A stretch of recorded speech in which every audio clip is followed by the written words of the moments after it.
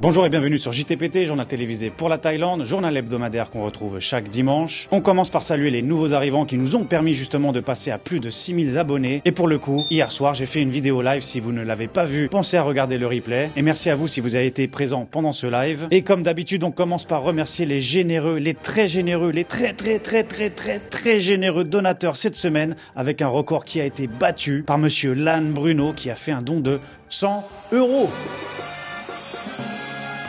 Ah oui, quelle surprise, quand j'ai ouvert mon téléphone, j'ai vu la notification dès le matin avec mes yeux tout collants. Je n'y croyais pas. À quel point que ça attire des jaloux, hein. Regardez juste en dessous le commentaire, et qui lui dit pas très gentiment, bah tu portes bien ton nom, parce que c'est Lan Bruno. Ah, la jalousie, la jalousie. Eh oui, l'humain qui deviendrait presque une insulte. Un commercial qui a l'air mal dans sa peau, hein. Les fins de mois doivent être dures à Pattaya, je sais pas. Il menace même de faire la bagarre. Enfin bref, plus on est de fous, plus on rit. Donc bienvenue à toi, mais soigne ta jalousie. En attendant plus que des remerciements à Lan Bruno, ça faisait longtemps, eh bien j'ai envie de lui dédicacer une chanson. Ça commence à ressembler à Noël avec Lan Bruno. Avec un don de 100 €, ça met du beurre dans les haricots pour que je puisse continuer mes vidéos.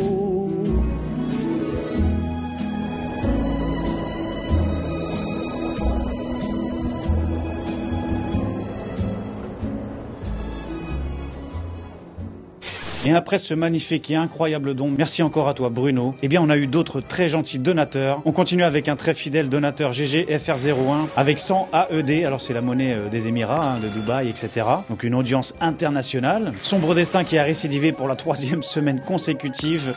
Alors n'oublie pas de m'envoyer ton adresse par mail ou sur Instagram, s'il te plaît, je t'envoie un colis. Et un dernier don à hauteur de 729 bahts par Sutakan. Sutakan et sa femme qui sont des auditeurs très fidèles, on discute assez souvent ensemble. Et ce très fidèle monsieur Khan est un peu l'homme à tout faire, il sait tout faire. C'est un petit peu comme le Père Noël franco-thaï, car oui, il a les doubles nationalités. Alors bon, calmez-vous, il ne distribue pas des cadeaux, à part bon, ces gentils dons. Regardez sur sa page Instagram, il propose plein de services pour les expatriés. Ça va de la conversion de votre permis de conduire en permis thaïlandais, aux différents visas, que ce soit retraité ou DTV, de l'assurance de la société de nettoyage professionnel. Enfin bon, vous avez besoin de quoi que ce soit, contactez Khan sur Instagram. Si vous avez peu importe le problème, eh bien, il a la solution. Sans plus attendre cette semaine, de quoi on va parler? On va parler de compagnies aériennes qui vont proposer de nouveaux vols avec un nouveau trajet Nouméa, Bangkok, Paris. On va évoquer aussi la possibilité d'avoir un avion direct pour les États-Unis. Une mendiante qui a été arrêtée à Bangkok avec une grosse somme d'argent en liquide et en banque. Elle est plus riche que moi. Un massage d'une chanteuse thaïlandaise qui aurait provoqué sa mort mais qui a été démenti. Un attentat assez rarissime dans le nord-ouest qui a fait 4 morts et une quarantaine de blessés. Un russe en slip totalement déchaîné dans les rues de Phuket qui a fait le buzz sur internet. Un petit point sur le bat et restez bien jusqu'à la fin pour le zapping, donc générique et place aux news.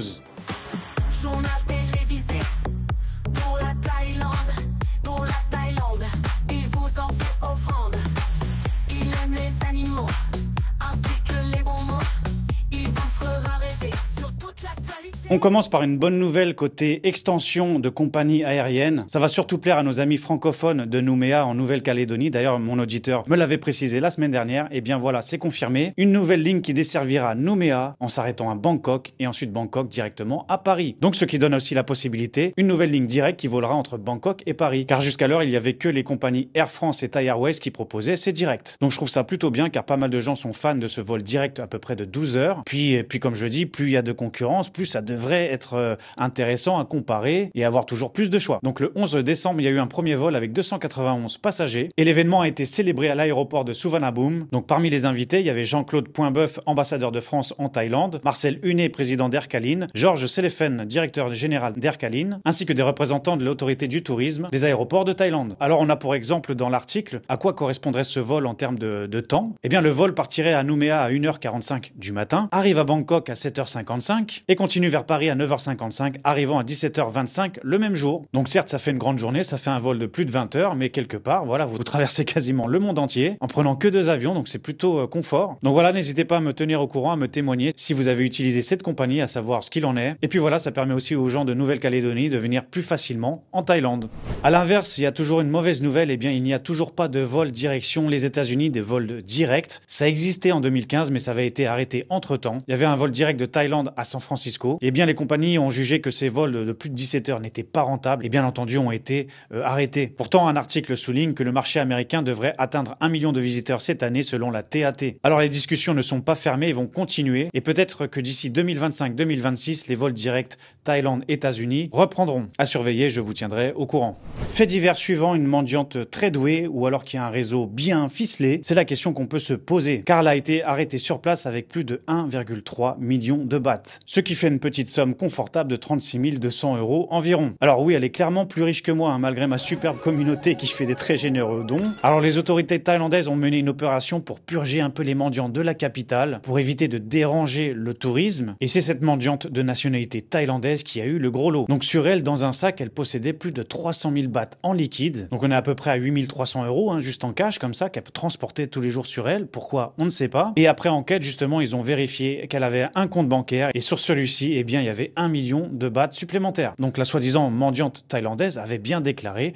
qu'elle a gagné cet argent tout simplement en mendiant. Alors c'est vrai que ça paraît fou, mais peut-être pas si fou que ça. J'avais déjà traité une news dans un JT précédent avec des mendiantes chinoises qui se faisaient passer pour des thaïlandaises. Et bien pareil, elles avaient beaucoup d'argent sur elles et apparemment elles gagnaient beaucoup par jour. Donc à savoir que en Thaïlande, les mentalités sont différentes. Il y a peut-être moins de mendiants que nos capitales en Europe. Et les Thaïlandais sont quand même assez généreux. Les Thaïlandais sont habitués à faire des dons régulièrement de manière spirituelle, par exemple aux moines. Ils sont habitués à donner pour pouvoir recevoir aussi. Et je pense que les Thaïlandais aussi sont moins confrontés aux arnaques. Vous savez, par exemple, dans nos pays, eh bien souvent, il y a des mendiants arnaqueurs qui jouent de ça, qui développent tout un tas de techniques pour déclencher de la pitié, jouer sur le sentiment des gens pour gagner encore plus. Donc je pense sincèrement que les Thaïlandais se méfient beaucoup moins de ça. Donc pour moi, ça ne paraît pas forcément impossible qu'elle puisse gagner ça en faisant la manche. Dites-moi ce que vous en pensez. La police n'exclut pas le fait qu'elle puisse faire partie d'un réseau organisé. Maintenant, voilà, pour l'instant, rien n'est prouvé. Alors ce n'est pas la seule personne pendant cette opération qui a été arrêtée, mais les autres étaient de nationalités différentes. Par exemple, il y avait 2 Cambodgiens, un Laotien et un Birman qui eux aussi pratiquaient la mendicité, mais eux par contre n'avaient pas cette somme d'argent sur eux. Enfin bon, maintenant la question que je me pose, c'est que faire de cette personne-là? Faut-il lui retirer tout son argent et la remettre dans la rue? Que vont-ils faire de cette personne? Je ne sais pas, et je pense qu'on n'en saura malheureusement pas plus. Parlons maintenant d'une news qui a fait le tour des médias cette semaine, le décès d'une chanteuse thaïlandaise, une chanteuse seulement de 20 ans, qui avait été annoncée dans un premier temps morte à cause d'un massage thaïlandais. Alors vous savez bien que le massage thaïlandais est très populaire, ça fait partie du patrimoine de la Thaïlande, c'est une technique enseignée dans le monde entier, qu'il y a beaucoup de professionnels qui passent justement des licences pour être nommés masseurs thérapeutes. Donc moi personnellement, c'est la première fois que j'entends une histoire comme ça, qu'un massage pourrait causer le décès d'une personne. Et bien justement cette semaine, c'est ce qui a été accusé dans un premier temps et ensuite démenti. Alors une jeune et jolie chanteuse au nom de Ping Chayada serait décédée après avoir reçu 3 massages suite à un mal de cou, un torticolis. Elle s'est donc rendue dans un salon de massage à Udon Thani, en Isan, et après manipulation du cou, elle aurait ensuite ressenti des douleurs, un engourdissement et une faiblesse dans les bras. Le 22 novembre, son état s'est aggravé jusqu'à provoquer une faiblesse musculaire et elle était admise à l'unité des soins intensifs à l'hôpital d'Udon Thani. Et malheureusement, elle ne s'est pas rétablie, elle a succombé ce 8 décembre dernier à un choc septique. Alors la famille de la chanteuse ont justement accusé ces pratiques de massage qui lui auraient peut-être causé une fraction au niveau de la nuque et ensuite lui auraient déclenché ces problèmes de santé, causé des lésions nerveuses et une paralysie. Mais après enquête, les autorités ont démenti ces accusations et ont décelé que le décès de la chanteuse était causé suite à une infection sanguine, une infection fongique. Alors entre-temps, par sécurité, le salon de massage a été fermé, mais pour l'instant, aucune poursuite et aucune charge n'ont été retenues contre eux, malgré la plainte de la famille. Alors la mauvaise coïncidence fait qu'il y a eu un deuxième drame de ce type, similaire, dans la région de Phuket, un Singapourien qui, après un massage, serait aussi décédé. Alors on n'en sait pas plus pour ce cas non plus, car la femme de la victime a refusé l'autopsie. Donc on ne sait pas si la mort est liée au massage, oui ou non. Alors faut savoir aussi qu'à Phuket, il y a beaucoup de gens qui viennent et qui parfois font des malaises et décèdent, car il y a aussi beaucoup de fêtes, parfois de consommation d'alcool, de certaines substances, et du coup des fois les gens ont un coup de faiblesse, et trop de fêtes tu la fêtes, et bien parfois il y en a qui s'en remettent pas. Faut dire aussi que c'est une région qui brasse beaucoup de monde. Alors malheureusement sur la quantité de touristes, et bien parfois il peut y avoir des décès, des morts inexpliqués, des gens qui ont une santé pas très stable et qui malheureusement finissent par décéder. Alors qu'est-ce qu'on pourrait retenir? Quels conseils on pourrait donner? Eh bien déjà mon conseil personnel, c'est que si vous avez vraiment un grand mal de dos, quelque chose d'assez sévère, un massage ne suffira pas. Un massage pour moi dans un premier temps, c'est surtout pour aller se détendre, pour se faire du bien, même il y en a qui se font un peu trop de bien, mais bon, ce n'est pas le sujet de la semaine. Et parfois voilà, si vous avez une petite douleur musculaire, quelque chose comme ça, une petite gêne, dans ce cas-là pour moi le massage je trouve trouve que là, oui, ça peut être efficace. Maintenant, quand c'est vraiment une blessure, un mal osseux ou vraiment quelque chose de grave musculaire, ne tentez pas un massage, allez plutôt voir un professionnel, un docteur, un kiné, car le massage ne fera pas de miracle. Alors ensuite, n'hésitez pas, si vous craignez un petit peu, vous pouvez toujours demander à la responsable ou à la masseuse s'ils sont bien qualifiés. Des fois, vous pouvez même voir accrocher sur les murs les différents diplômes de la boutique. Donc voilà, si vous voulez y aller un peu plus en sécurité, n'hésitez pas à demander. Et puis surtout, au moment du massage, eh bien, la masseuse demande si vous voulez un massage plutôt doux, moyen ou fort. Alors commencez par le doux et puis ensuite augmentez si vous sentez de pouvoir accepter un massage beaucoup plus fort. Et là, ça peut être un peu plus costaud, en effet. Donc voilà, en tout cas, n'hésitez pas à essayer les massages en Thaïlande. Ça peut commencer à partir de 150 bahts, environ 5 €, jusqu'à 300, 400, 700 bahts. Ça dépend de la prestation que vous demandez et de la durée. Il y a tout un type de massage. Il y en a même avec des pierres chaudes, etc. Donc vraiment, c'est très bon pour la détente. Et puis voilà, n'ayez pas peur non plus à cause de ce genre de news. Et par rapport au nombre de gens qui se font masser par jour en Thaïlande, eh bien, c'est vraiment quelque chose que je répète, qui est encore une fois rarissime. Et condoléances aux familles.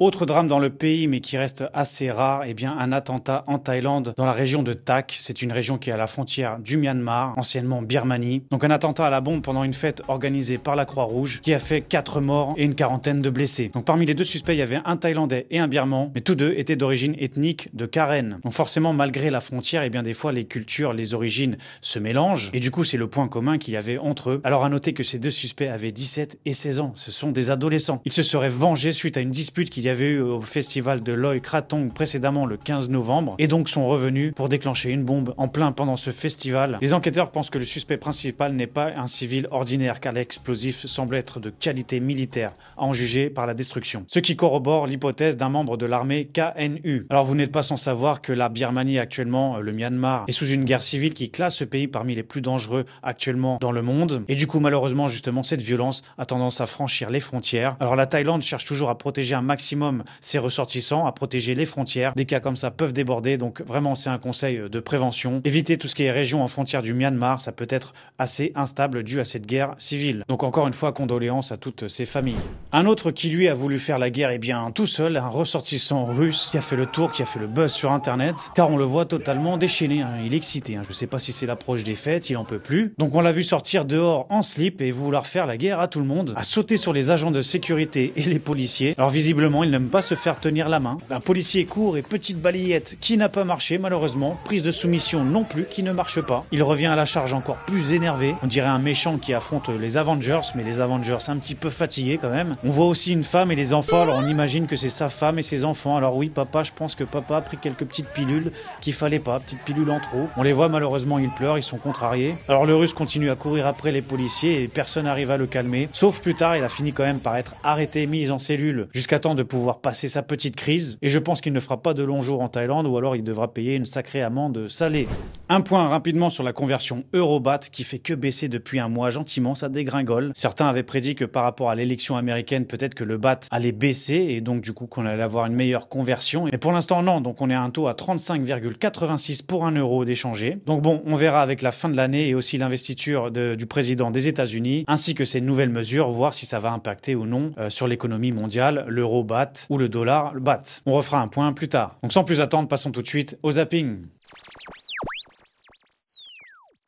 Allez, je trouve qu'on a un petit peu trop parlé d'humains, j'en ai ma dose. Pour équilibrer un petit peu tout ça, on va parler d'animaux, un petit zapping spécial animaux, avec dans un premier temps une découverte assez rare. Des images venant de l'île de Koh Phi Phi, dans la région de Krabi. On voit un requin, mais un requin avec une forme assez inhabituelle. Alors au début, je me suis dit, mais qu'est-ce qui se passe? Est-ce qu'il se bataille avec un serpent, un varan, quelque chose comme ça? Eh bien non, après recherche, eh bien c'est une espèce différente qui existe bel et bien, que normalement d'habitude on retrouve plus du côté des Philippines. Un requin qu'on appelle en français le requin renard, certainement dû à sa longue queue, et c'est ça qu'on voit dépasser de l'eau, et justement qui fouette un peu l'eau. Et bien voilà, il a fait la visite à certains touristes émerveillés de Koh Phi Phi. Alors j'espère que ce requin va bien, car ce genre de comportement et de venir assez près de l'humain est assez étrange. Peut-être qu'il a un petit problème de santé, on ne sait pas. Alors on voit beaucoup de badauds, beaucoup de touristes, alors ils n'ont pas forcément peur. C'est vrai que ce genre de petits requins, comme les petits requins à pointe noire qu'on peut retrouver à Koh Phi Phi, sont inoffensifs. Je n'ai jamais vu d'attaques, du moins d'attaques mortelles, qui ont été causées par ce genre de requins. Ils sont assez de petite taille, et le requin de manière générale général n'est pas intéressé par l'humain. En tout cas, c'est assez rare de voir ce genre d'espèce-là, ce qui prouve quand même qu'avec les efforts qui ont été faits dans la région de Koh Phi Phi, autour de l'île de Maya Bay qui est fermée plusieurs mois par année, etc.,